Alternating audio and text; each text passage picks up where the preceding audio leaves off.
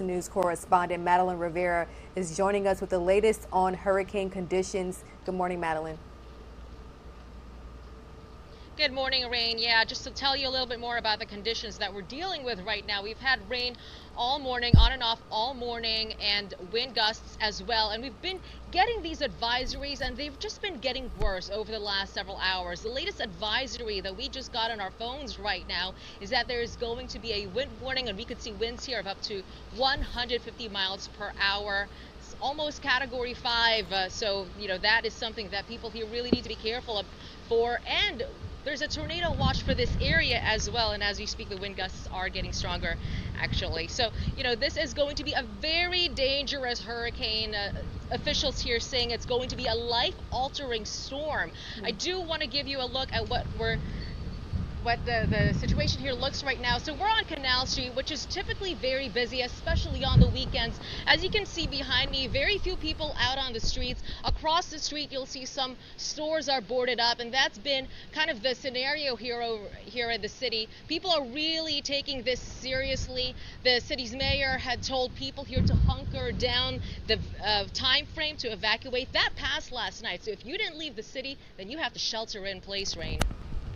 Madeline, I can see the winds are picking up as we speak. I'm sure a lot of people are wondering why no mandatory evacuation was ordered, considering that this is such a powerful storm. Yeah, well, there's been a mix of mandatory and voluntary evacuations here in the city. So if you live outside of the levee system, then you are under a mandatory evacuation. If you live inside the levee, it was a voluntary evacuation. And that's because the city's mayor said they just didn't have time to issue these mandatory evacuations. And as we speak, you lost my hat just showing you how strong these wind gusts are getting. So again, speaking about those evacuations, there just wasn't enough time, and the city's mayor really didn't want people out on the road risking their safety as they tried to evacuate. And that's why there really haven't been these widespread mandatory evacuations throughout the city. It's been a little bit of a mix. Now, you mentioned that you're on Canal Street. I'm sure that you've been out on the field speaking with community members, and we can't have this conversation without mentioning that today is the 16th anniversary of Hurricane Katrina.